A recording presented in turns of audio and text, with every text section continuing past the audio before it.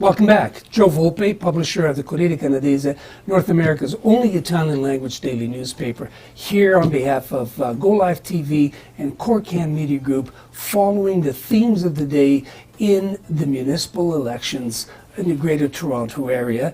Today, specifically for the City of Toronto, in York South-Weston, in Ward number 5. And I've got with me one of the candidates, Chiara Padovani. That's right. That's me. So Chiara Padovani, you're relatively new to politics, but here you are, or maybe I'm wrong, you're not. I am not new to politics, but this is the first time I'm running. Thank you so much for having me, Joe. And I've been in York South-Weston my whole life. I grew up in the neighborhood, I went to school here, and now I'm a social worker in the community. Where'd you go to school? I went to York Memorial. Oh, okay, so that's over by Eglinton, just west of... Eglinton and Keele. There you go. Yeah, right at the corner. And my nonna lives not far from there. She still lives in the same house that my nonno built after they came to this country. And so I have a long history in York South-Weston. Just out of curiosity, before we get into politics. My family is from Matera. Matera. That's in Lucania. That is. Basilicata. That's right. Yes, yes. And it's a nice little city. We were there. It is a nice little city, and I know you did a nice piece about Matera not too long ago. It was last year. And it is a beautiful city, but it wasn't always a beautiful city. And in fact, when my grandparents, when my nonna made the decision to come to Canada and immigrated here for a future of opportunity for their children, they came during a time when Matera was known as the shame of Italy. And that's changed. It's changed a lot, and Matera is an example of a city that has become revitalized, and it is now a World Heritage Site. There's a lot of pride in Matera now. There always has been, but it is an example of a city that was ignored for a long time, and over the years has become revitalized, and now it is a beautiful place to visit. And I had the privilege of visiting there a few times to kind of retrace my family's history there. It's going to be the cultural capital of Europe next year. Well, even better, even better. And I think about Matera, and I think about my grandparents' journey to Toronto and to York South-Weston, and I think about a similar kind of situation because, like I said, even though I have had such a long history in York South-Weston, and I am so proud to call this place my home, and I always have. In fact, when I was little, I would go around as a little girl telling everybody in school, my nonno, he built this city with his bare hands. Because he did, like so many Italian immigrants. So where did he work, just out of curiosity? He was a carpenter, and he worked, he built a lot of landmarks downtown, including the Toronto Dominion Center. Okay, I'm not gonna date myself by telling you that I saw that thing being built. So your nonno must be he must be at least 40 years older than me. And he's passed away, unfortunately. Sorry to hear that. That's okay, but he instilled a work ethic in me that was about working hard and about building up. And so I am so proud to call York South-Weston my home because my nonno didn't just build things downtown. He also built things in our own community, including his own church and his home where my nonna still lives. And that sense of pride about building up a community is something I want to bring to City Hall. But you're not a builder. What's your background? I'm a different kind of builder, Joe. What kind is that? I'm a social worker. So I want to build a city that is equitable. I want to build a city that's where it doesn't matter what your postal code is. You can have access to basic city services. When I talk about some of the similarities with Matera and York South-Weston, York South-Weston has been a community that has been ignored over the years. We've seen... It's still fairly blue collar. It's still blue collar, it's working class, and I'm proud to come from a working class neighborhood, because it goes back to my roots as working class in this neighborhood as well. By the way, there's no shame in actually earning a living. Blue collar, yeah, okay. And it's working hard, it's getting your hands dirty and really working hard. But with that comes a lot of other challenges. So with that it comes lower incomes in the neighborhood, different social and economic challenges. We have a neighborhood that is a childcare desert. It's a neighborhood where there aren't enough... What does that mean? It means when there aren't enough childcare spaces to accommodate the children who need them. And it's not just with childcare, it's with other city services as well. We have a neighborhood that has very large waiting lists for those kinds of programs. And I want to build a city. I want to bring back that pride that my nono had when he was building And your up this nonna community. must still have if she lives in the And she does, and she does. And that we owe a lot to that generation, and a lot to the waves of immigration that are coming now, who are still continuing to build up this city. But we need to be able to put forward a plan where neighborhoods like York South-Weston that are working class and working hard have access to the same services as other parts in the city, where a family doesn't have to go outside of the city to get access, or outside of the community to get access to services. So let me just interrupt you for a second while you catch your breath. So, like I've traveled around that riding, that ward, and I've noticed a couple of things. So the first of these is that your signs seem to be distinctive. They're purple and green. Yeah. Right? Which party is that? Yeah. So with municipal elections, as you know, there are no parties. Everybody runs independent. Yeah, but what prompted this idea, that color combination? The color combination came from two things. One was that I wanted to choose a color combination that was different. I think we need something new and something fresh in our municipal politics. But the colors came from women's suffrage, and it came from the women's suffrage movement.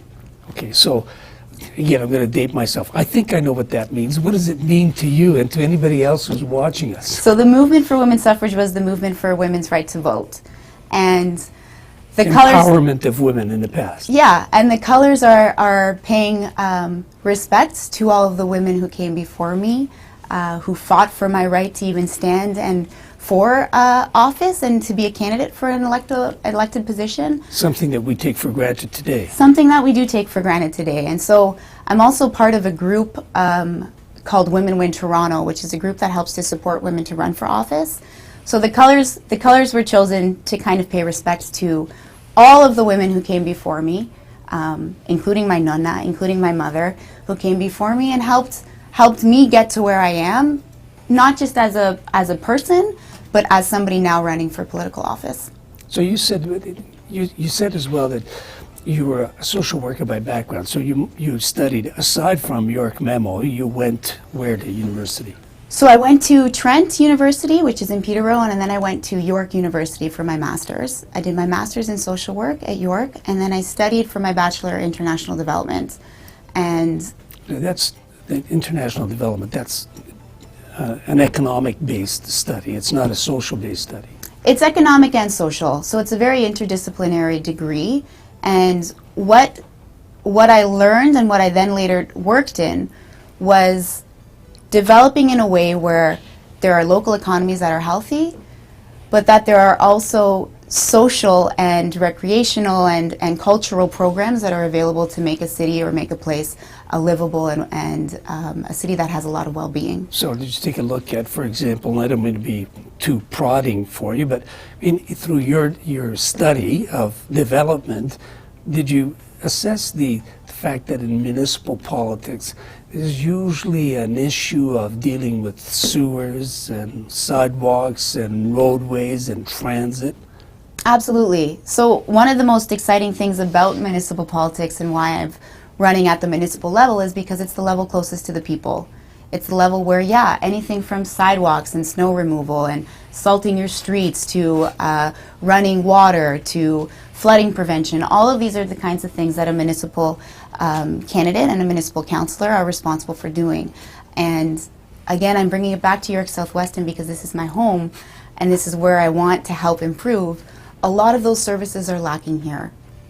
A lot of the resources and the services necessary to make this community a more livable, a more walkable, a more transit-friendly community aren't here. And I do believe we need more effective and more bold municipal leadership to bring those kinds of things to neighborhoods like mine. So if I were a strategist for the other opponents or the other challengers for the position, I'd be tempted to think that you were criticizing the effectiveness of the representation in the area. Well, there's a reason why I'm running in the first place. I do believe that the current councillors who I'm running against have been in power for a long time, and perhaps many years ago they were very effective. now I've seen this community miss a lot of really great opportunities, and I don't want to see future opportunities being missed, and it's why I'm running. So we have many exciting opportunities coming to the neighborhood. We have the Eglinton Crosstown. We have several stations on that crosstown coming. We have the Weston Up Express station. These are opportunities to really liven up and lift up a community and make sure that when it's developing in the best interests of the community and the people who live there already. I don't want to miss those opportunities in the future. I think having bold, fresh, new leadership with energy to actually put in the work to make our community get the best deal. That's why I'm running, and I think somebody new can really get that job done, Well, and I think I'm the person for that job. Well, you know, the fact of the matter is that it's a brand new place, isn't it? It is. So York South-Weston is really a combination of two former wards. So you're running against two individuals who might be known in their portion of that ward, but may not be known in the other portion of the ward. Yeah. So it's an opportunity. It's an opportunity to also bring both sides of the riding now together around some common interests, because even though both sides have particular issues, there's a lot of common ground as well. And so it's an opportunity for York South-Weston as a community that at the provincial and the federal level has been, all of the indicators just show that it's been falling behind. It's an opportunity to really lift it up at the municipal level. So I don't live too far away from there, so I kind of share the perception that maybe the gods in other places have forgotten about that part of Toronto. But I don't want to play into your own into your own line. But we're almost at the very end. That is a brand new riding. It may well be that it would be represented by somebody who's got a fresh look for both sides.